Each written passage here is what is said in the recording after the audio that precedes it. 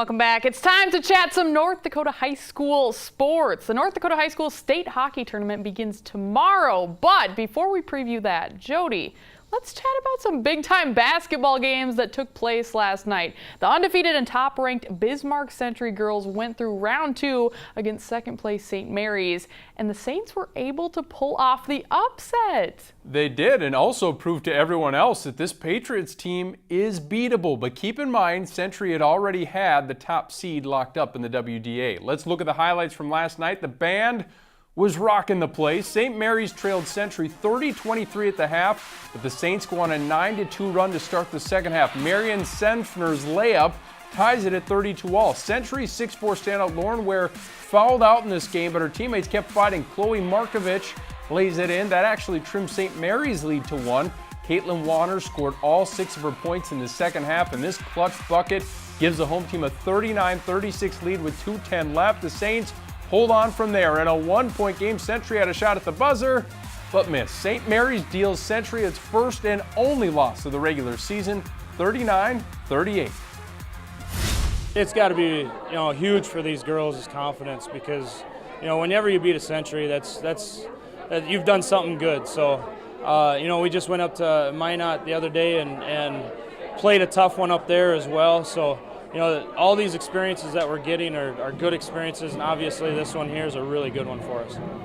Now over on the eastern half of the state, we had a big boys tilt with first place Davies trying to avenge its only loss of the season to Cheyenne. Brayton Muchenbaker was in a zone last night. He hits for 3 of his 23. He's just a confident player. Speaking of confidence, Keaton Ballstead was locked in from outside too. He scored 20 on the night for the Mustangs. Davies got off to a great start in the second half and then held off a late charge by Cheyenne. The Eagles go on to win it 72-68. It definitely feels good to come into this place, their home court, and beat them like they beat us at our place. So it definitely feels good to get back at that. We're going to continue to work on defensively of securing some things up a little bit, but we got to cut down our turnovers and learn how to finish games. That's our biggest thing there right now that we need to learn how to do.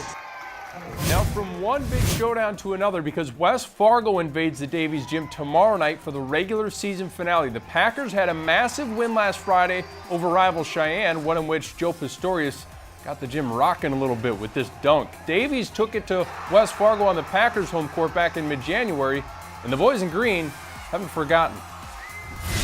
We didn't maybe execute as good as we could have, but they're really good, and you have to play really well against a good team. Their team reminds me a lot of my sophomore year team. They got a lot of guys that can just score on any night. You got to guard them all, because if you don't guard one of them, that one's going to score all their points, and they're just a great all-around great team. Now, West Fargo can earn the top seed in the EDC tournament if they are able to beat Davies by 13 or more. So lucky 13. If not, Davies will be the regular season champ. Davies girls do lock up the number 1 seed with Shanley at the 2, Red River at the 3. Switching gears, the state hockey tournament begins tomorrow up in Grand Forks. Here's a look at the boys bracket. Now, in my opinion, I think we'll see 3 East teams in the semifinal round, with the one exception being, I think, Century pulls it over Grafton Park River, is able to get past the Spoilers. But I will say Spoilers are fittingly a prime candidate to pull off a stunning upset, coming off back-to-back wins to fight their way into this thing.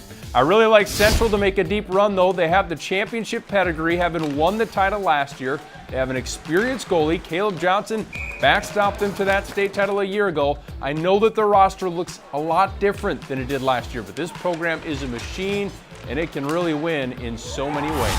I think we're getting the chances. We just got to put him in for Caleb. I mean, he's doing a great job back there, and all props to him. I think it's just bearing down and putting him in the back of the net. I think we need solid goaltending, which we've been getting.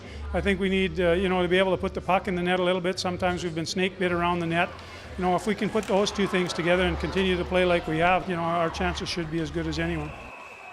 Now, for my player to watch, that title goes to Century senior Isaiah Thomas. Guys, he has scored 4 goals in each of his last 2 games. He's part of that top line for the Patriots that has combined for, get this, 82 goals this season. I think we got great team chemistry. We got 3 different guys with 3 different game styles. Nick's the goal scorer, finds a way to put the puck in the net. I like to think of myself as a playmaker, and Irie does a great job doing both. So we just like to be that line that gets all the boys buzzing, and just try to get the game started on the right foot. It's always nice to get production out of your top guys. You know, that's kind of why you put them together, is because you count on them to put some pucks away for you. And I think, you know, if you get ahead, I think everyone else, you know, gets in a groove a little bit. Now on the girls' side, look out for Bismarck. I don't think we'll see a player as talented and as strong as Britta Curl is for a long time in North Dakota girls hockey. She led Team USA to gold at the U18 World Tournament in Russia in the middle of the season, has come back, and despite playing 8 less games, she's still tied for the most goals in the state, scoring 32 to match North-South's Grayson Myers. Curl and the Blizzard enter state riding a 6-game win streak, and they're determined to keep it rolling. We've been really stressing. We want to get better as the season goes on, and at the end of February playing our best hockey. So it's been really good to see that, and everyone's got that confidence going into the state tournament. It's pretty bittersweet, I guess. I never thought it would come. It's been a long time, but I'm excited to just play my best and see what happens. Right now we're happy with the results that we've gotten at the end of the regular season, but you know, still we want to wipe the slate clean and understand that, you know, our focus really needs to be on Thursday and Dickinson. Bismarck, of course, going for that 4-peat. Here's a look at the complete bracket. The top seed, North-South, leads things off inside the Olympic rink against Mandan. You see Bismarck against Dickinson, followed by the nightcap between West Fargo United and Grand Forks. West Fargo dominated Grand Forks in both regular season games. So I'd say a semifinal showdown between Bismarck and West Fargo is likely, and that would be a whole lot of fun, Kelly, considering West Fargo just beat the Blizzard 2-1 last month. Back to you. All right, great stuff per usual. Jody, thank you so much. You bet. Next on Midco Sports tonight, Jason Andera fills us in on the prep scene action from South Dakota. We're talking SD High School wrestling coming up after the break.